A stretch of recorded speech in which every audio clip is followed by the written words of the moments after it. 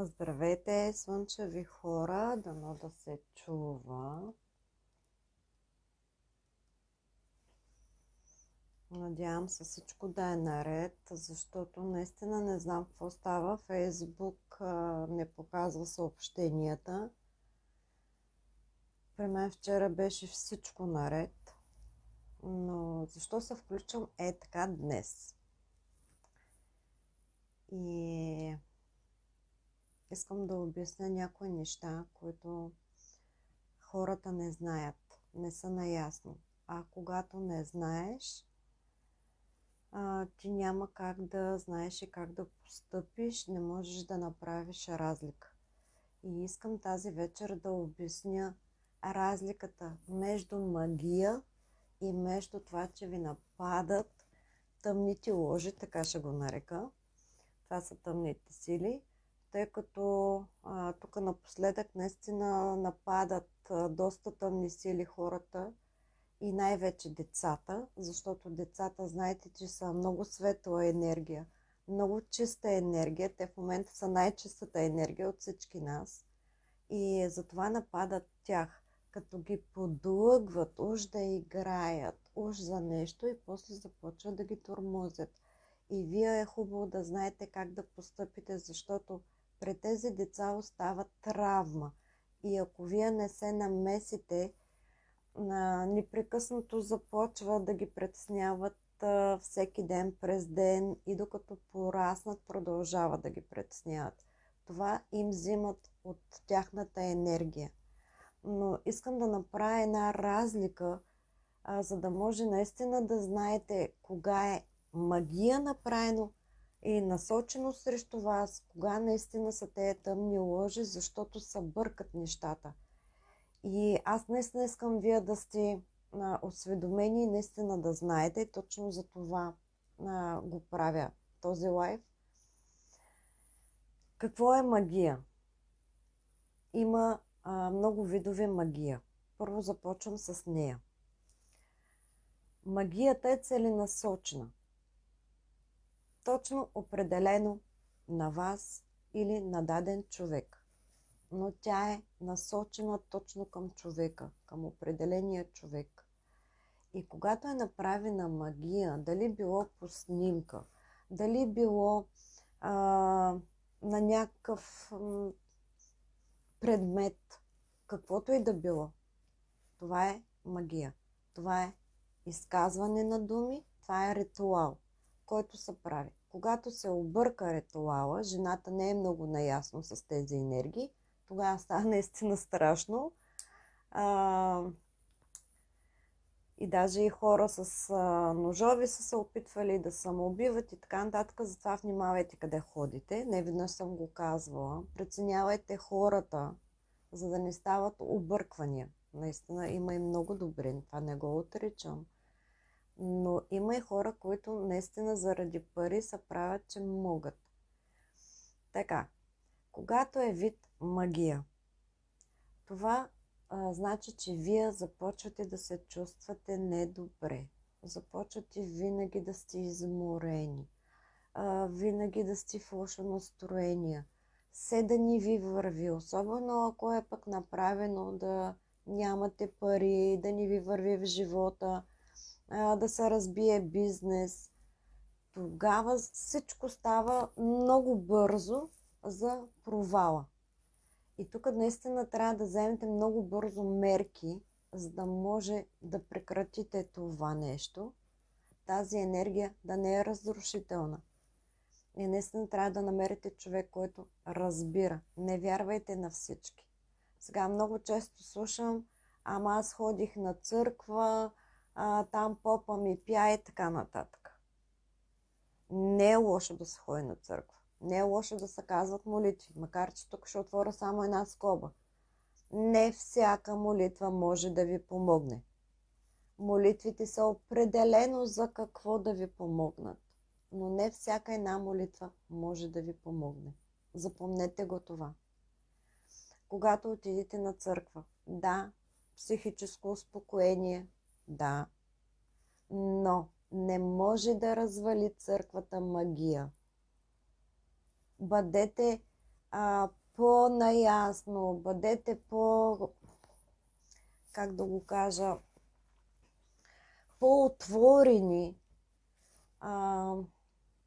по-извесени и да разберете, че самата църква не може да развали дадена магия. И зависи каква е магията, за какво е направена. Дори и за здраве да е. Вие да сте вечно болни, вечно нещо да ви има. Така че вземете наистина мерки. Идете на църква, но вземете и мерки. Защото когато има магия, тук енергията е много силна. И трябва човек, който наистина разбира от енергии, за да я махне, премахне. Няма как иначе. Само с една молитвичка, само с едно четене на попа, няма как да стане. Аз съм се карала с много попове, макар че аз също съм вярваща, също ходя на църква, но поповите по някой път прекаляват. Затова бъдете внимателни. Затова взимайте и допълнителни мерки. План А, план Б, където аз му казвам.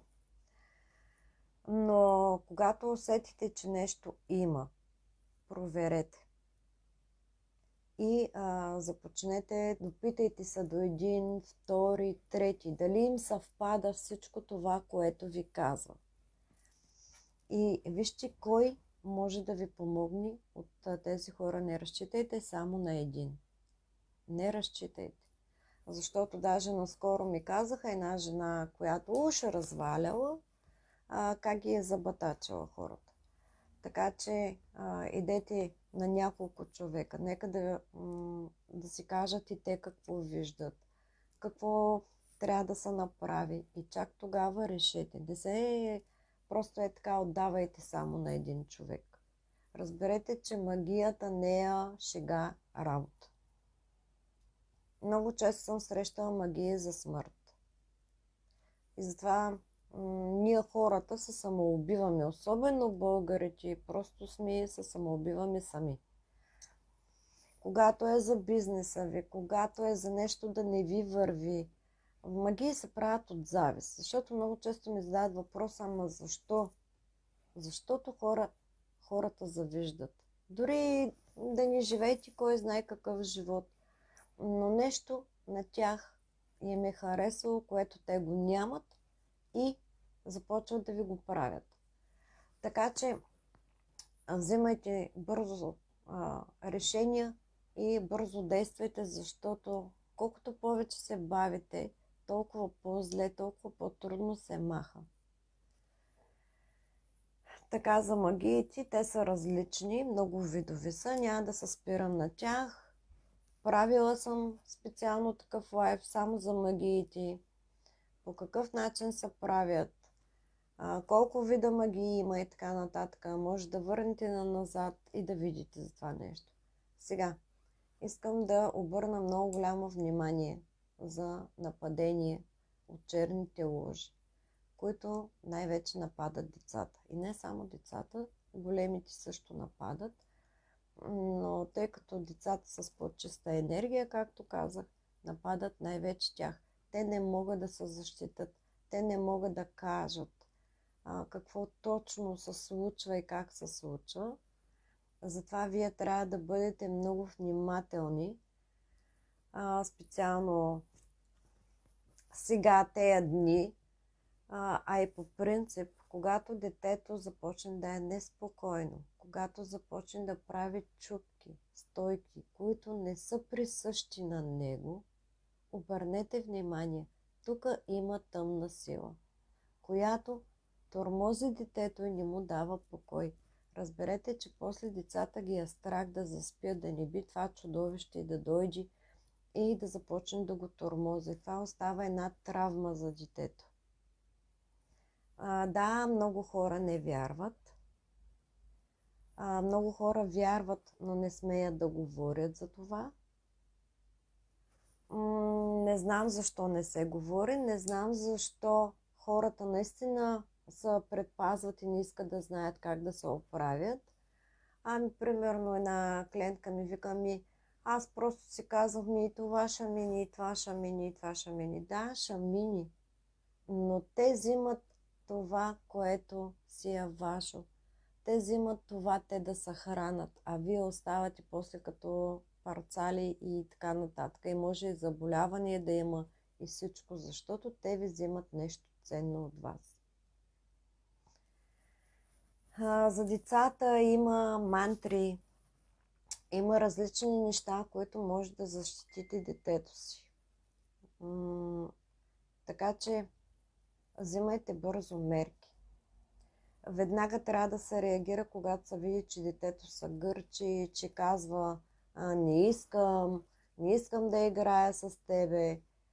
Когато чуете тези думи специално, това значи, че детето не позволява да му се взема от енергията. Когато ние позволим и когато ние казваме и това ще мини, и това ще мини, демек ние позволяваме те да се хранят от нашата енергия и да се бъркат изобщо в нашето съзнание и така нататък, да си наръководят.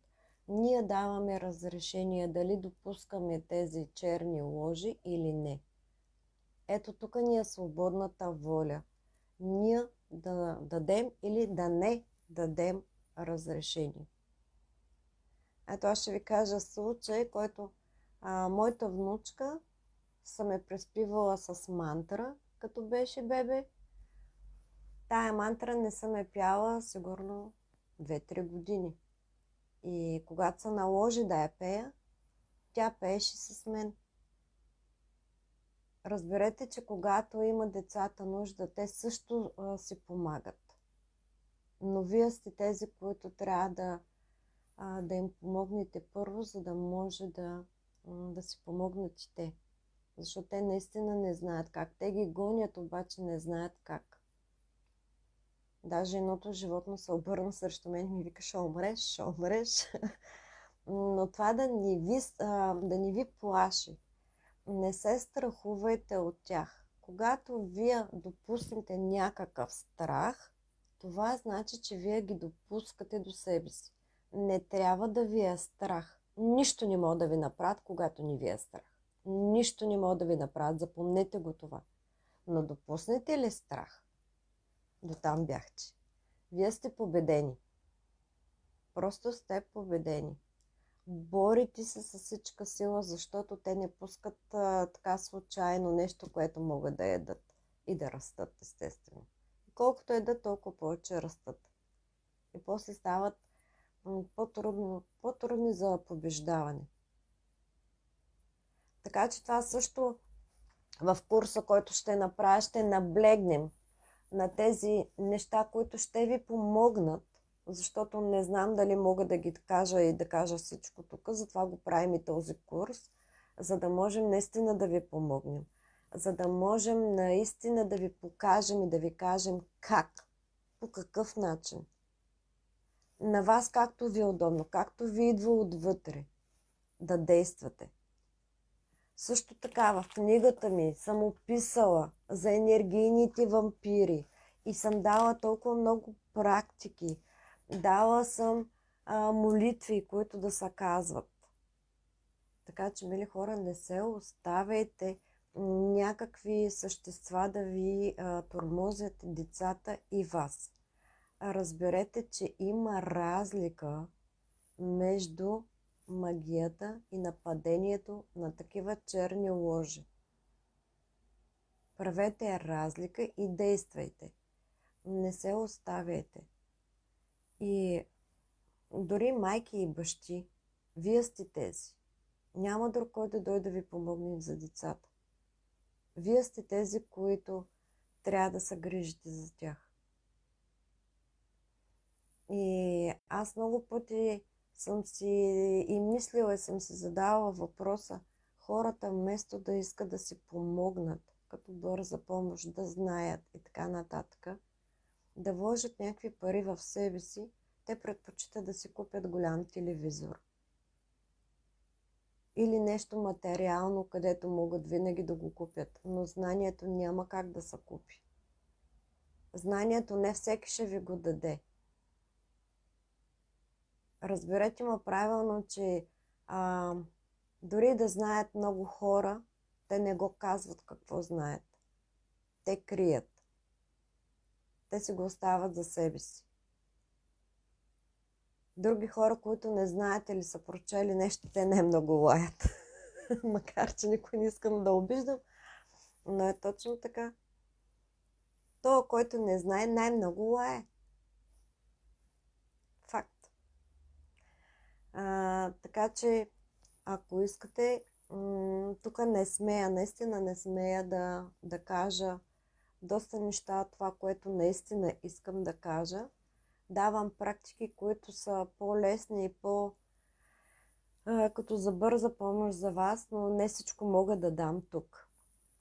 И ето защо решихме да направим този курс. Ето защо решихме да помогнем на хората, защото наистина няма как да знаете истината, докато знаете, че аз всичко правя, а вие след мен. Когато някой само нещо говори, без той да прави практиката, това не е практика. Така че ще бъде наистина един курс, който е много силен и енергийно.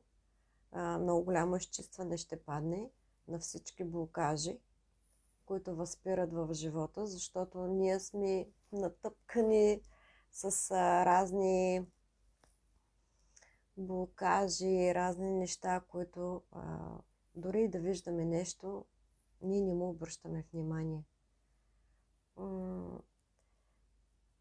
Така че няма да говоря повече. Това, че исках само това да ви кажа, да правите разлика и наистина да си пазите децата и вас самите, защото наистина този период, който е в момента, просто вълнеят. Така че ако има, пишете ми Стефи Башки Хайова, намерете ме във Фейсбук, напишете ми, за да мога наистина да ви помагам и да отговарям на въпросите, защото не всичко може да се каже на лайв. Разберете ме правилно, не че не искам, но не може. Има неща, които могат да се използват и за лошо. Така че затова съм спряна. Ако има някакъв проблем и мога да помогна, казвам, мога да помогна, аз не съм Господ, по моята част ли няма проблем, ще направя всичко възможно по силите си да помогна. Но не забравяйте, не се връзвайте на думи, които не сте проверили. Затова казвам, замислете се, проверявайте всяка една информация, която идва до вас. Дали е така, дали не е така. И това беше от мен. Дано да съм ви била полезна, дано да правите разлика между едното и другото, защото това наистина е много важно. И да си пазите децата и вас самите. Няма смисъл да ги храните тези тъмни сили, те да стават големи, а вие нищожество. Прекрасна вечер ви желая. Повече се усмихвайте, повече се пускайте музика и най-вече барабани. Като усетите нещо такова, пускайте барабани, те бягат от самия звук. Ето, което нещо издавам, което мога да кажа. Но барабаните наистина прогонват тези тъмни сили. Така че имайте го това предвид. И мантри. Мантри, молитви, но зависи каква е молитвата. Защото не всички молитви всъщност могат да помогнат. Прекрасна вечер, благословени бъдете, живи, здрави, много радост, много смях, защото без вас, но кой ще прави лайф? От мен всичко хубаво. Чао, чао!